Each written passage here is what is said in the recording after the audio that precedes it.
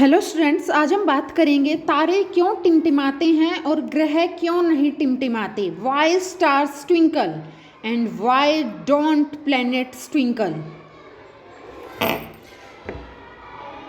यदि मैं इसके बारे में बात करूं, तारे टिमटिमाते हैं, ग्रह क्यों नहीं टिमटिमाते, इनका यदि एक नंबर में मुझे उत्तर देना हो तो मैं इसका उत्तर दूंगी वायुमंडलीय प्रभाव के कारण तारे टिमटिमाते हैं और ग्रह नहीं टिमटिमाते।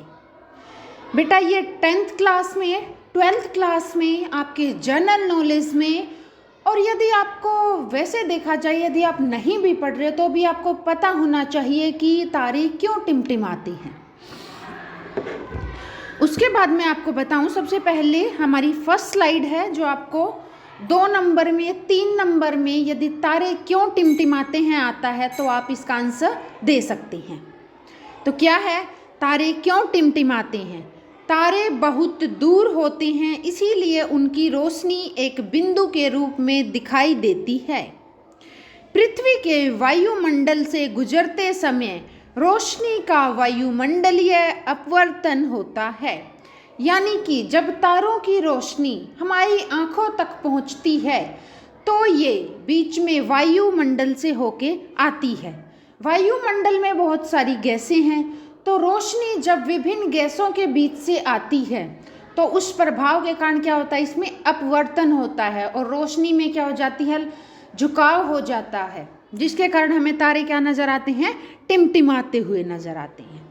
हवा और तापमान में बदलाव के कारण रोशनी की दिशा बार बार बदलती है। मैंने अभी आपको कहा, जब वायुमंडल में रोशनी एंटर करती है, यदि मैं आपको दिखाऊं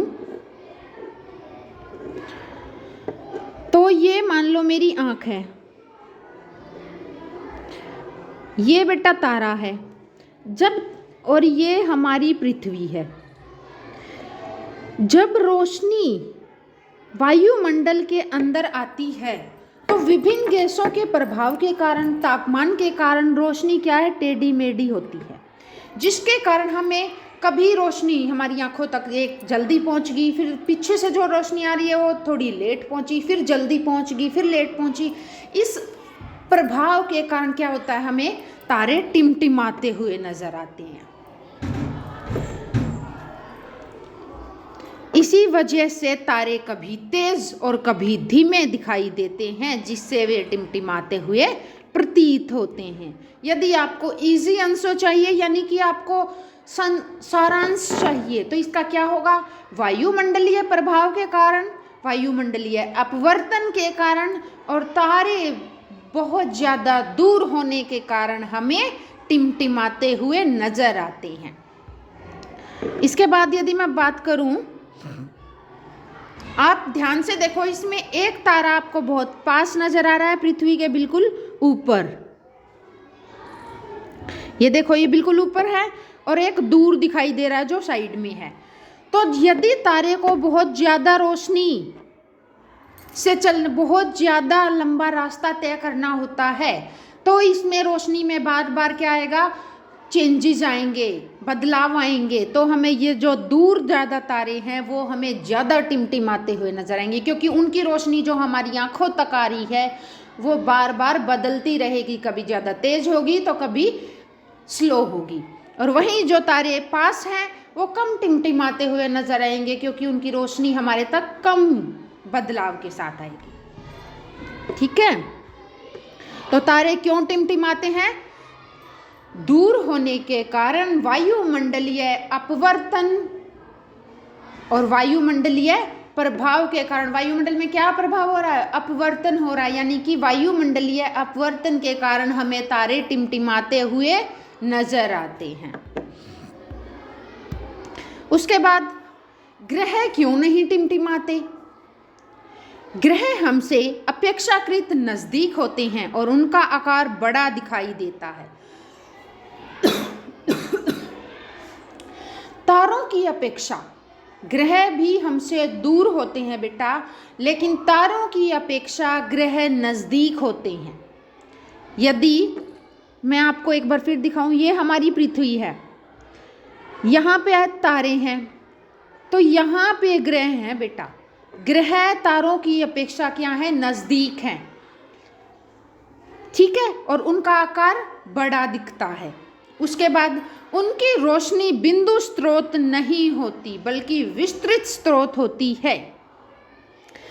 बिंदु स्रोत और एक्सटेंडेड सोर्स यानी कि विस्तृत स्रोत को मैं बताऊं तो बेटा, बिंदु स्रोत कहते हैं कि यदि एक बिंदु है, जैसे यहाँ से रोशनी आएगी बस इस बिंदु से, और विस्तृत स्रोत कहा है कि एक ऐसे पूरा ग्रह है, ग्रह नज़दीक हैं, बड़े हैं, तो उनकी रोशनी क्या है, पूरे ग्रह से आएगी।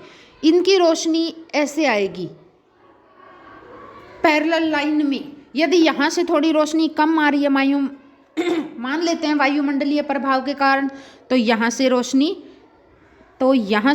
क्या होगी, ज़्यादा नज़र आएगी। जहाँ से लाल है यहाँ से ज़्यादा आ गई, जहाँ से पीली लाइन खींची है यहाँ से कम आ गई, लेकिन रोशनी तो आ रही है, हमें ऐसा प्रतीत ही नहीं होगा कि रोशनी में बदलाव हो रहा है।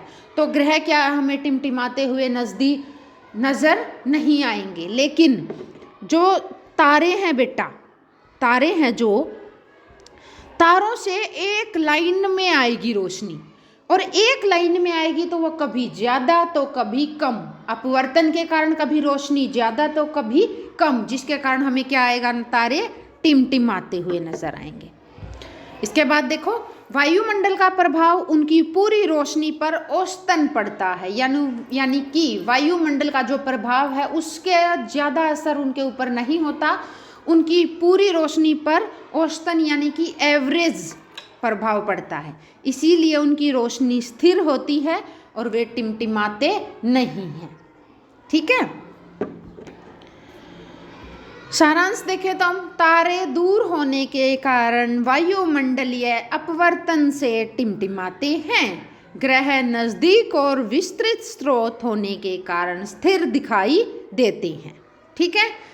1 नंबर में या 2 नंबर में आता है तो आप सिर्फ जो सारांश में है वो लिख देना, इनफ होगा। Thank you.